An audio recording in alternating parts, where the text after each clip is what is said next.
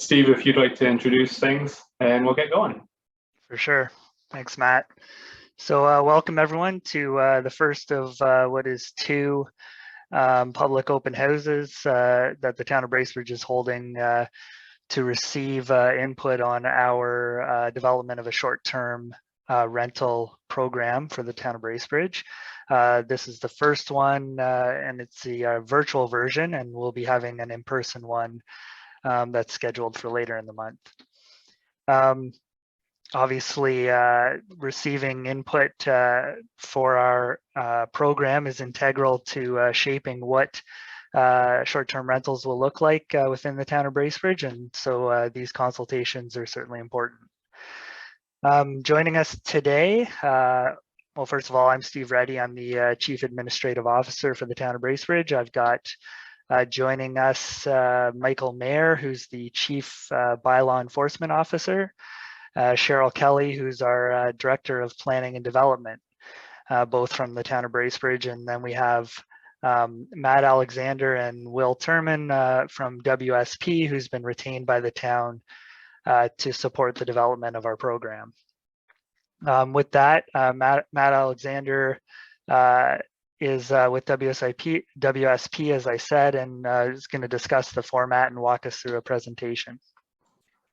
Thank you very much, Steve, and thanks to everybody for joining us this evening. I'm going to get the presentation going, and I'm hoping that you find this interesting and it spurs some thoughts about the short-term rental accommodation program. And we'll get into some housekeeping, but for now, let's go to the next slide. So here's our outline. We've got quite a few slides. First, we're going to talk about housekeeping and Zoom etiquette, that kind of thing. Do some quick introductions, talk about the purpose of this short-term rental accommodation program, as well as show the timeline of the project, talk about the purpose of this meeting specifically, and then we'll get into what does a short-term rental accommodation look like, what kind of policy context is there for these, and how are they currently regulated. We're going to talk a little bit about public consultation and open things up for some discussion near the end before talking about next steps. And we're here scheduled to go until about 6:30, but that doesn't mean that's the end of the discussion. We'll have some information at the end for where you can find more information and provide more feedback over the course of the project. Let's go to the next slide. So we're going to have all the members of the public muted for now, so that we don't get background noise and to hopefully protect against any kind of disruptions. If you experience any connection issues during this, and honestly, I might experience some connection issues, so be patient. You might consider turning off the incoming video or logging out and coming back in. That might help with the connection issues. We are going to record this, so you can go back and watch it online later on if you need to. Also, as Steve mentioned, there's going to be a second public open house, which is going to be the same content, but it'll be held later on this month.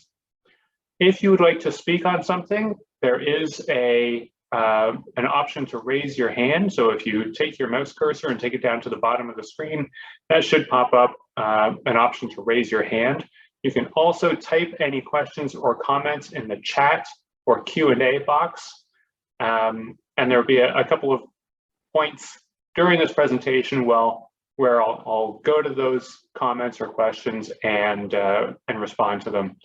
We'll see how things go. If we've got a lot of time, then we might open things up for verbal interactions. We'll see.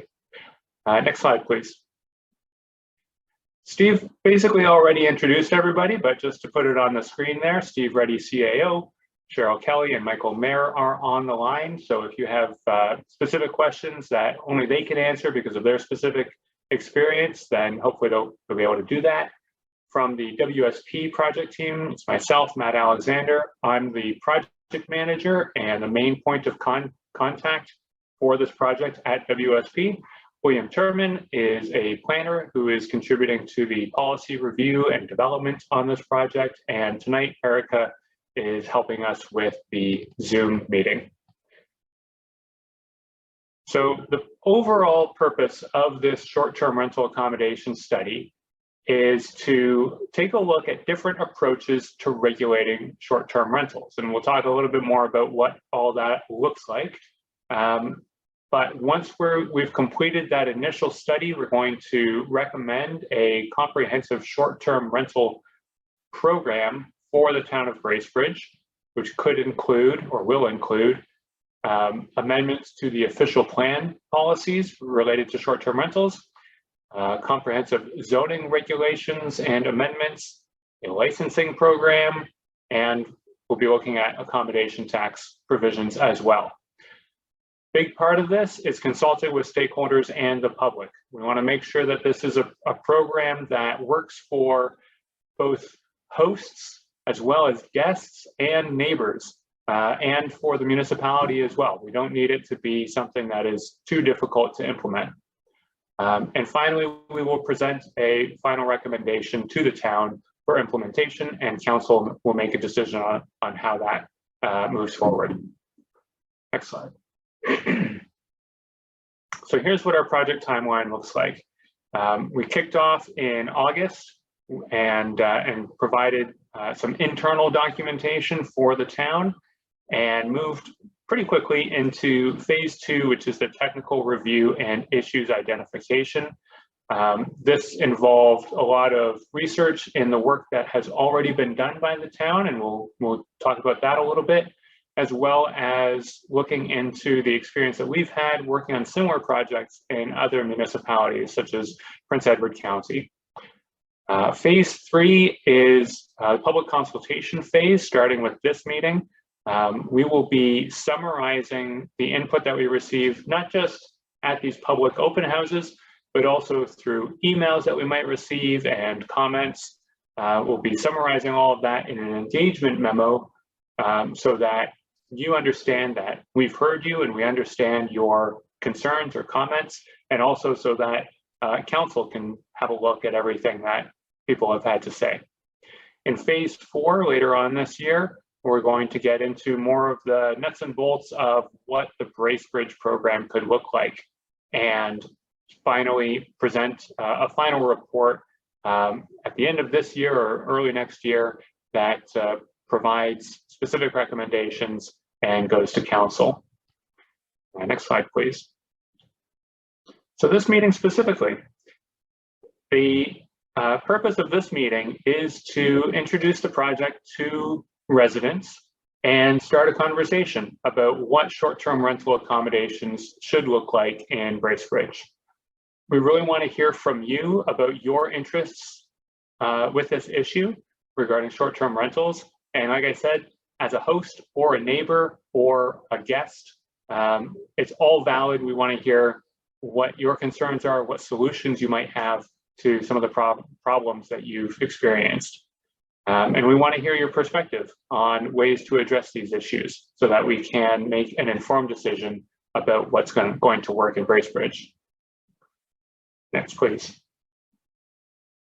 So here is the very lengthy and very academic and regulatory definition for a short-term rental accommodation.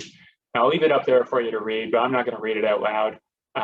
You might know it as a vacation rental or an Airbnb, a Verbo or home to go. These are individual rooms or whole dwelling units. So that could be a whole house or cottage, or it could be an apartment, which is rented out for less than 28 days to members of the traveling public. That's what we call tourists in zoning bylaws. And traditionally, these things have been done for years and years, especially in cottage country. But more recently, as you're probably aware, platforms like Airbnb and VRBO have made it a lot easier for people to rent out their home or part of their home or their second home for these kinds of short-term rental accommodations. And I'm sure you're aware that there have been complaints about how that works, both from the traditional hotel motel industry, but also from neighbors in the areas where these STRs operate. And so that has prompted some need for rules and regulations to get things under control. So we're going to be looking at that definition and seeing if we can make it a little bit easier to understand, a little bit more user-friendly, and to make sure that there aren't any sort of weird loopholes or other things that people might use to get around. So let's go to the next slide. Now, when we're talking about regulating a land use like this, we need to consider what the policy context is. Land use planning in Ontario is policy-led. It is legislated by the Planning Act, and planning decisions, planning regulations are required to be consistent with the provincial policy statement, which is a comprehensive policy document that applies to the entire province. With regards to short-term rental accommodations, there are a couple of issues at play. So the provincial policy statement talks about requiring municipalities to provide a range and mix of housing types. And that means houses as well as apartments, as well as rental units and condominiums and anything else that you can think of. It emphasizes the importance of providing opportunities for sustainable tourism development. So there is a section about economic development, and it specifically mentions tourism development. And then in rural areas, it talks about permitting resource-based recreational uses. And that is generally interpreted to mean things like cottages or resorts and those kinds of not just tourism, but recreational properties. So we have to consider all of these factors when we're talking about short-term rental accommodations, how they impact the range and mix of housing types available for permanent residential use, as well as how it impacts or supports the tourism industry or resource-based recreational uses. Next policy. The town of Bracebridge is located within the district of Muskoka, and any planning decision is therefore required to conform with the policies of the Muskoka official plan. The Muskoka official plan provides growth projections for Bracebridge, so that means that it identifies how many people are likely to move or live in Bracebridge over the next 25 years or so. It recognizes short-term private cottage rentals as an important and growing part of the tourism sector. And it encourages local municipalities to explore regulation options and distinguish between commercial short-term rental operations and sort of occasional renting of cottages. And it's kind of hard to articulate what that means, but essentially people renting out their own homes rather than simply renting out properties that they own. So you can see that the Muskoka official plan has thought about this a little bit and has identified the municipalities to try to provide some more specific regulations within their jurisdictions. Next slide, please. At the local level, the Bracebridge official plan covers the boundaries of the town of Bracebridge. It has general objectives, which include providing a range of housing types and densities, promoting tourism, and promoting natural features in the environment. We've also highlighted some uses that we consider STR adjacent. And what that means is they sort of support the same need that an STR provides, but they aren't generally considered something like a short-term rental accommodation the way that we're talking about it tonight. So a bed and breakfast is traditionally a home where people rent out rooms, provide breakfast, and it's to support the traveling public, tourism. Also accessory dwelling units. So you might you might have, or you might know people who have a basement apartment or a coach house apartment that's known as an accessory dwelling unit. The Bracebridge official plan allows accessory dwelling units, and there are, of course, requirements to permit these and allow people to convert the basement or whatever into an accessory dwelling unit. One of the things that we found is that people will sometimes build an accessory dwelling unit, but rather than rent it out to a permanent resident, they will rent it out on a short-term basis to tourists. And in this case, the Bracebridge official plan doesn't specifically talk about accessory dwelling units in terms of short-term rentals, but we know that it's happening. So it feels like there's a need to address that. And in terms of commercial uses, so if we consider an Airbnb as a commercial use, it's located in a residential neighborhood, it seems to conflict with that separation of uses. But home businesses are generally permitted within residential dwellings, depending on the nature of the home business. And since these short-term rentals are often using residential living space, it becomes difficult to make a clear distinction between these uses. And again, this is identifies a need to clarify how the policies apply for short-term rental accommodation. So that's why we're talking about it here. Next slide, please. And I apologize for going maybe quickly through this. If you have any specific questions, you can put them in the chat, or we are also, I think, as I mentioned, we're working on this background report that will include discussion of all of these issues in more detail, and that will be published on the town website shortly after this meeting in the next couple of weeks. At the more ground level, the finer detailed policy context, we have the zoning bylaw. So if you build a deck or an extension to your house, of course, you have to make sure that it meets the zoning provisions. And zoning also identifies what types of land uses are permitted on specific properties. It also establishes things like parking rates or setbacks or minimum unit sizes and those kinds of things. What the zoning bylaw currently does is it permits and provides provisions for bed and breakfasts, hotels, motels, tourist establishment. And what we'd like to do through this study is determine what the most appropriate zoning would be for short-term rental accommodations. So we're curious to hear your thoughts on that. Next slide, please.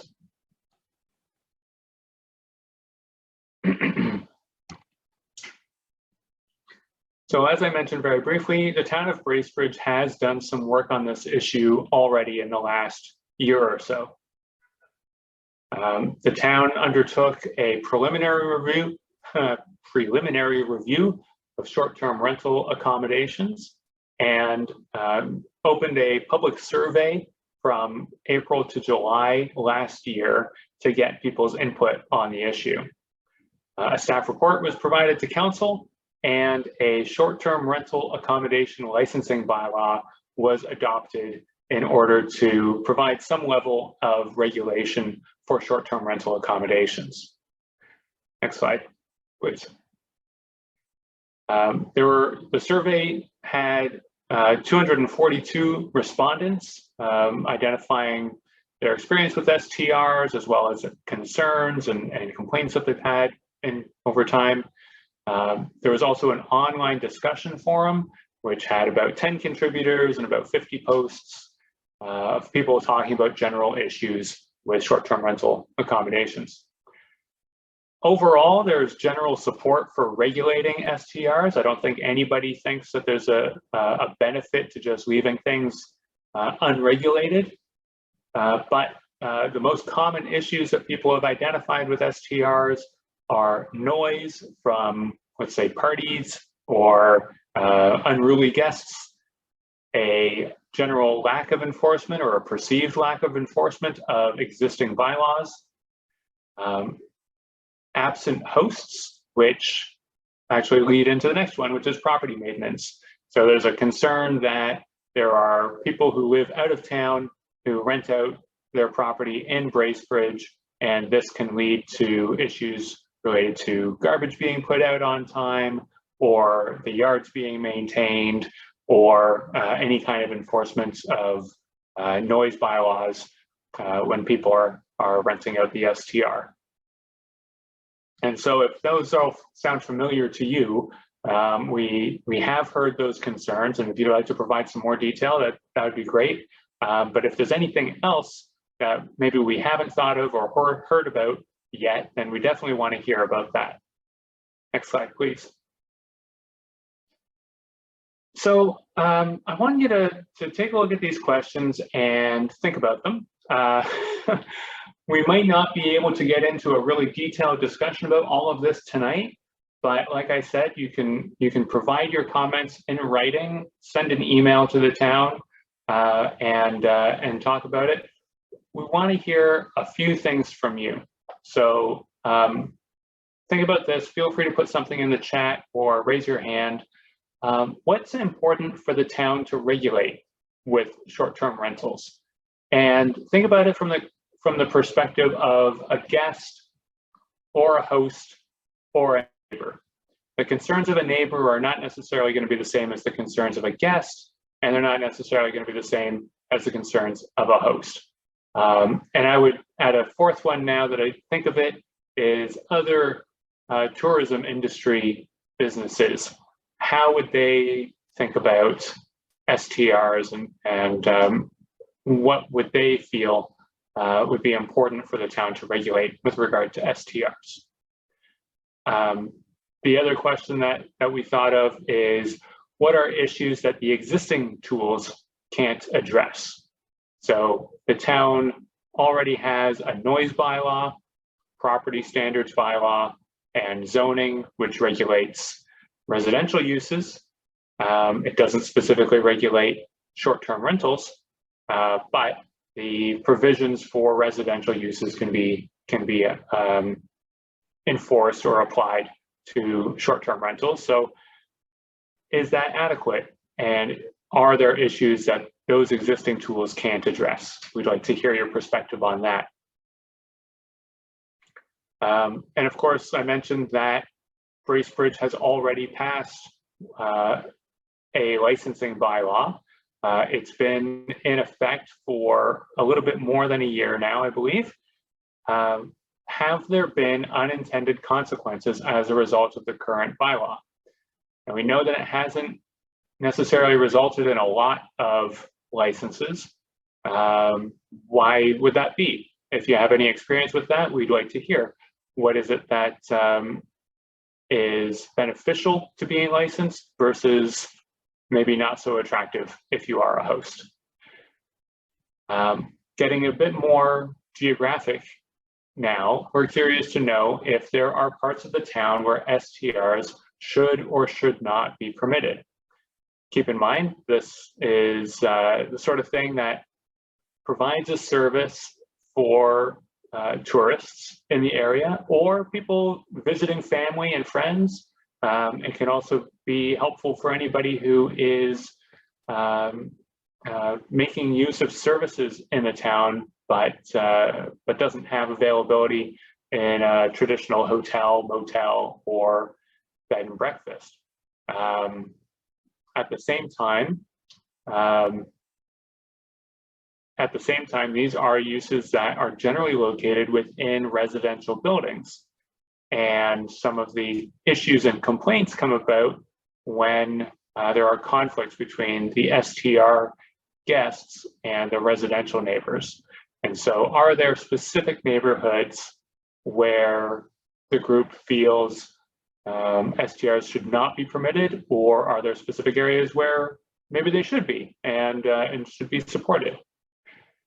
And as we're thinking about that, what sort of criteria should be used? So does it have to do with things like having municipal services or streetlights or access to shopping districts? So should it be located closer to downtown or in more remote locations? These are all things, I know it's a lot of stuff to think about, but if you have any initial thoughts, I'd love to hear from you. As Will mentioned, just click on the chat button at the bottom of your screen, and you can enter in any comments that you have. We might even just open up the unmute your microphone so that we can hear from you as well. But just raise your hand and let us know. Okay, I see from Andrew Struthers, we have a comment. So let me see if I can just unmute you, allow you to talk. And keep in mind as well, I'm just going to remind everybody that we are recording this session. It will be posted on the town's website. So please be respectful and remember that the internet never forgets. So Andrew, I think you should be able to speak now. Hi, Matt. Great. Sorry, I just wanted to make a quick comment that it's showing chat as disabled. So we actually can't send messages in. Oh, no. Okay. Well, Erica, maybe you can help out with that. In the meantime, did you have any thoughts on this, Andrew? No, thanks, Matt. I'm actually a town councillor. I'm just here to watch. Okay, great. Well, thanks. Thank you. Let's see if we can fix that chat issue. I think I've resolved that. So maybe Andrew, give us a test there if you want to. Okay, great. Thanks, Abby. Maybe let's go to the next slide. I think we had something else there. Okay, let's keep the questions up and see if anybody has any thoughts. Maybe we could even do a little bit of a poll, sort of informally, if you wanted to type in there whether you experience STRs as a guest, a host, or a neighbor. So I'm curious to see who has attended the meeting today. Okay, so we do have a question here. How do we know if a property has obtained a license to operate?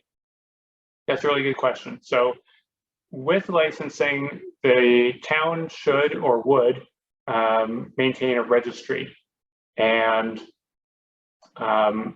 we might not necessarily want to have that publicly available because it would indicate that a building or a home might not be occupied all the time. So there are privacy and security concerns with making that kind of information easily accessible. But I think the way that the program would operate is if there are noise complaints or property maintenance issues with a specific property, you can call into the town with a complaint about that. If it is not a short-term rental, or if it's not licensed, then it would be dealt with through the usual means. And if it is a short-term rental operation, then it would be dealt through those usual means, but there would also be consequences related to the license. The details of the licensing would be that all short-term rental operations would be required to be licensed. And if you were operating one without a license, then there could be fines or other consequences. And if you are licensed, then there would be rules related to how it's operated and the maintenance and facilities associated with the STR that would need to be maintained. And if you are not in compliance with that, then that could mean losing the license and the ability to operate the STR. And so if you have any thoughts about how that should work, please feel free to send an email and we'll get into that. I did see in the Q&A here, we've got a comment. So given that most hotel and motel accommodations in Bracebridge are owned by entities from outside of Bracebridge, and the role of town regulators is to support the town residents, how are Bracebridge policymakers working to protect Bracebridge Airbnb hosts? How are the voices of stakeholders weighted? So that's a really good question, and it's something that is an interesting dynamic. So if you think of a major hotel chain, if they're located in Bracebridge, the main office might be somewhere else, might be in Toronto, or might be wherever else. Whereas an Airbnb is more likely hosted by a local property owner or local resident. So how are the voices weighted? Well, we are doing this engagement in order to hear from residents and stakeholders. We have to look at the official plan and see where the priorities are there. So if it impacts tourism overall and has an overall negative effect, then we would have to consider that. But really what we're looking to do is come up with a short-term rental program that I think the consensus is would allow short-term rentals. So that's the basic premise. So in a way that does not have a negative impact on neighboring residents or on existing accommodations, so existing hospitality uses to the extent where they fail. And the reason for that is hotels and motels are a permanent source of short-term accommodations as long as they stay in business, whereas an Airbnb, you know, maybe you feel like renting it out this year, but maybe not next year, and it doesn't really have to do with the success of it. You might just need that space for yourself rather than renting it out. And so it's not as consistent necessarily of a source of accommodations. I wouldn't say that we've got something like a specific stakeholder weighting protocol or scale. We want to hear from everybody, and we will be assessing what the options are based on different impacts. So I hope that sort of answers your question, but we're open to hearing your inputs on that as well. So I've seen a few questions here in the chat, so I'll get back. I'll take a look at that.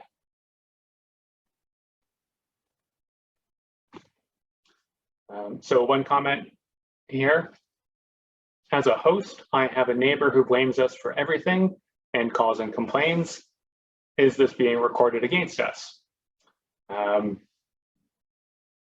the licensing system, there would not be an automatic penalty just because of a complaint. The complaint would be investigated. And if the complaint is found to have merit, then there could be penalties. Often it's not right away. So as part of our study, the background work that we've done, we've looked at short-term rental accommodation regulations across the country, really, and across the province. And many have sort of a 3 strikes rule where hosts would be warned up to 3 times before any real penalty is enacted. So I hope that that provides a little bit of comfort for you. And the validation of the complaints would be done through bylaw enforcement. So just the same as if somebody's violating the property standards bylaw or parking bylaw, if bylaw enforcement would visit the property, find out exactly what the issue is, and try to determine if it's a legitimate complaint.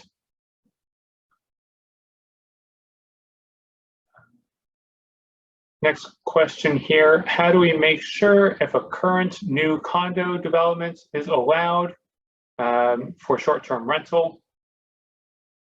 Is there a chance the city would allow now, but change the decision in 2025, for instance?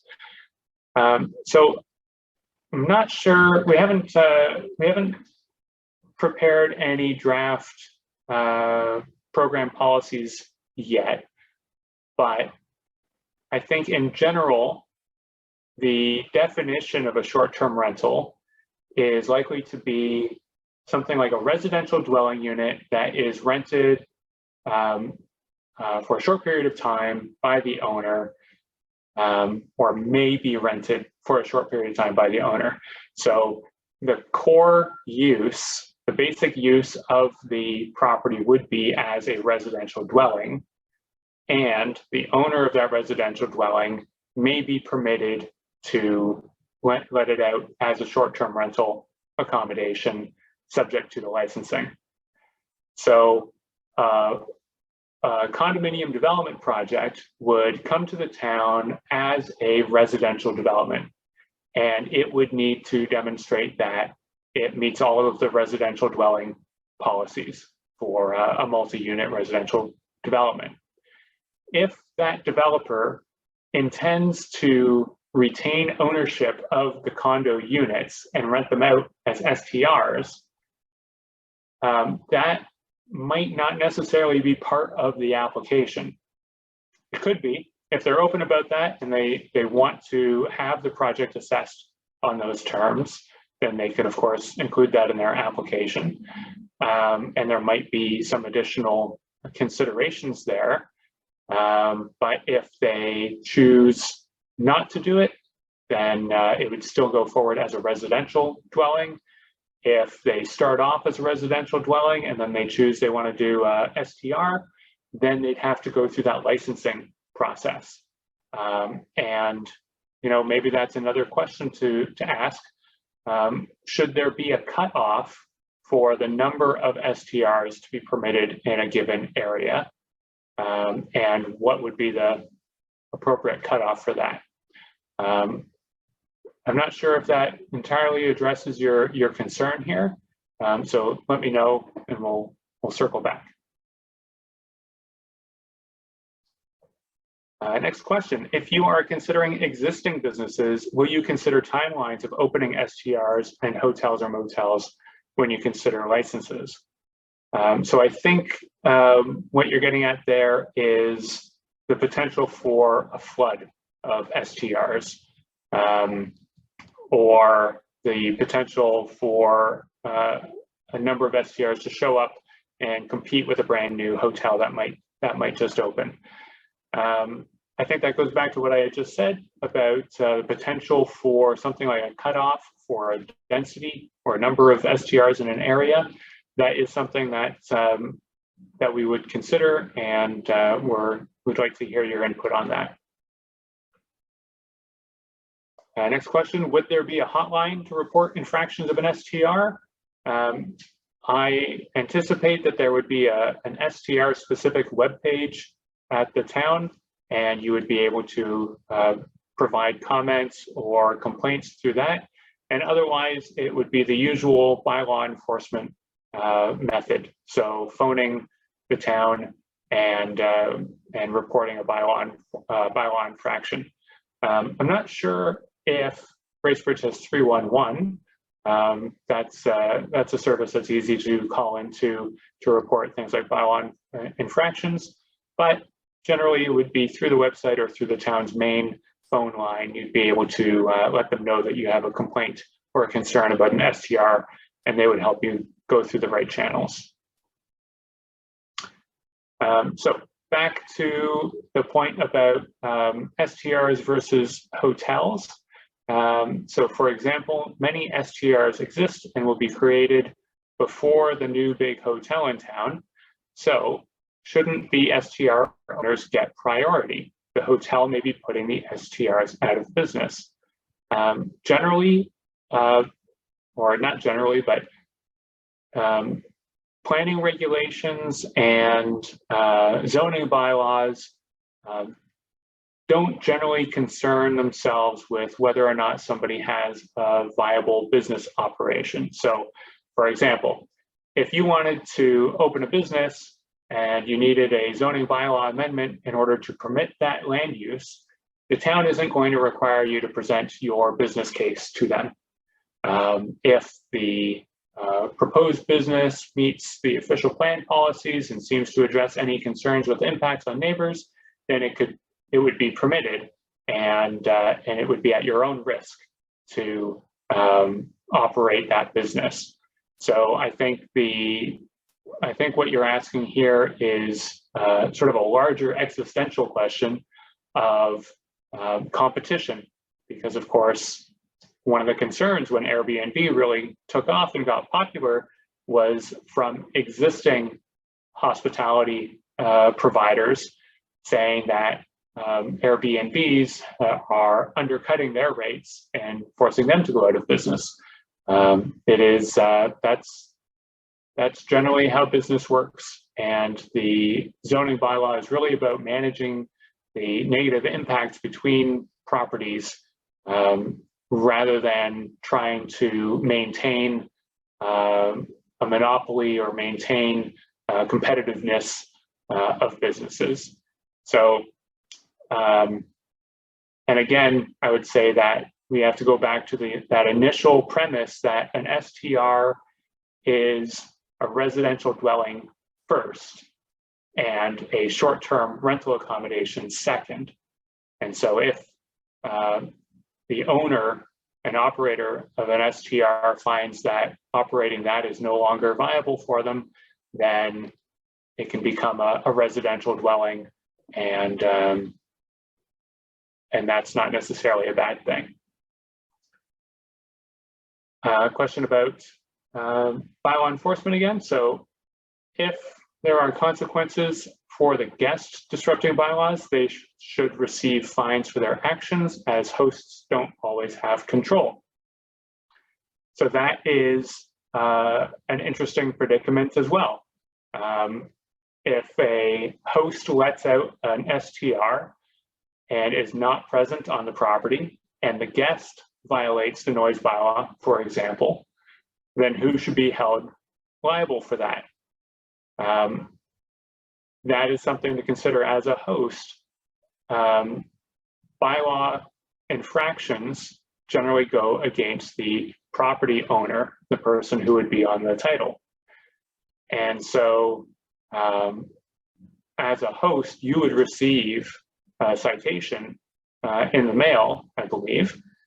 And what you do with that should be something that you address through your terms of use. So you may be able to include something in your STR agreement with guests that if there is a bylaw violation during their stay, that they would be required to pay the fine. That's one option. So we're open to hearing any other options that you might have. And just keeping an eye on the time, so it's 6:16. So we have about 7 other comments, and we'll try to get to as many as we can. Will there be a cap on the number of STR licenses granted within town limits? That's something I think that we need to consider and think about. So if that's a concern for you, think about what that number should be, or whether it should be a percentage of or a fraction of some other number. So should it be a number of licenses per population, or a number of licenses per property?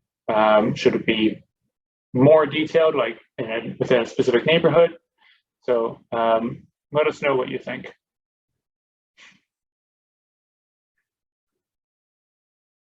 So we have another question about STRs and hotels. I think if you can put all of your thoughts on that issue into an email, then we can try to address what your concerns are in more detail. But I don't think we can necessarily answer your question here tonight.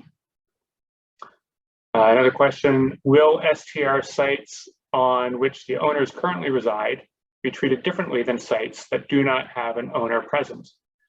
That's a really good question, and we'd like your input on that as well. There are jurisdictions where a STR licensee is required to be able to respond to any complaints within 2 hours.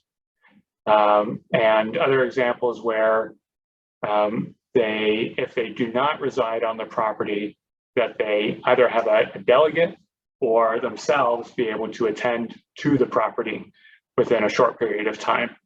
And so in that way, it does favor somebody who continues to reside on the property or who lives in town for sure.